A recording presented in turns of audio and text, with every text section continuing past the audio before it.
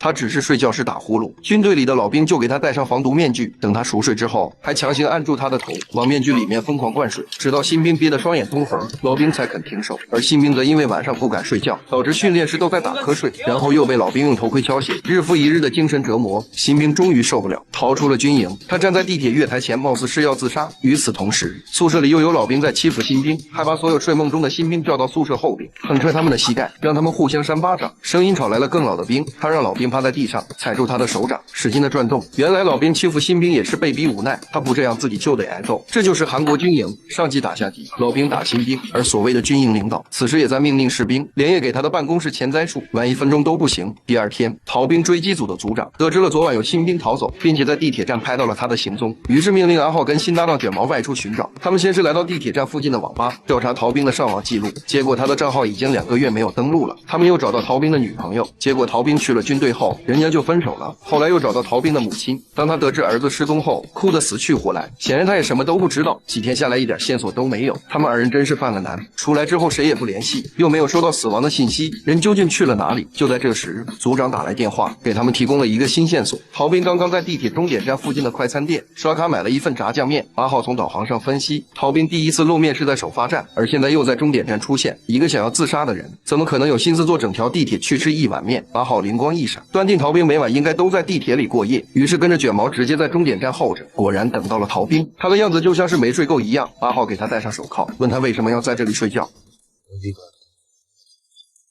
原来当时他在月台也不是要自杀，而是睡着后错过了上车，然后被人提醒，这才没有酿成悲剧。回去的路上，阿浩沉默不语。他知道到了军营，逃兵面临的不仅仅是严惩，还有那变态的军中霸凌。逃兵用阿浩的手机给妈妈打电话，哭着告诉了他全部经历。妈妈来到军营看望他，并劝他说出实情，坚持上告。可逃兵却说没用的，他咬了老兵，老兵又会咬欺负他的上司，上司再咬上司，咬到哪是个头。逃兵真的说对了。当天队长就找到组长谈话，本案到此为止。逃兵既往不咎，也不追责老兵。组长刚想说点什么，队长的杯子直接拍在桌上，他晋升在即，绝不能出事。我只能说，这个军营从上到下烂透了。